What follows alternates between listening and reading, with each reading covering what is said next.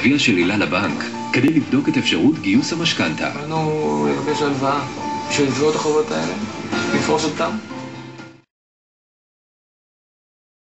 מיד אחר כך, בני הזוג הולכים לפגישה עם מתווך דירות. שלום. אהלן. אני נמרוד נכסים.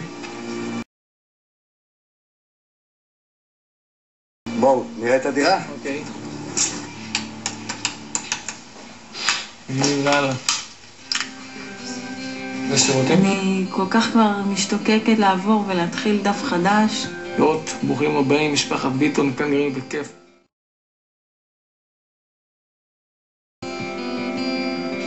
איך הייתי רוצה בית בבניין כזה? תאמין לי להיכנס בכניסה כזאת, הכל נקי, הכל זה, איזה כיף.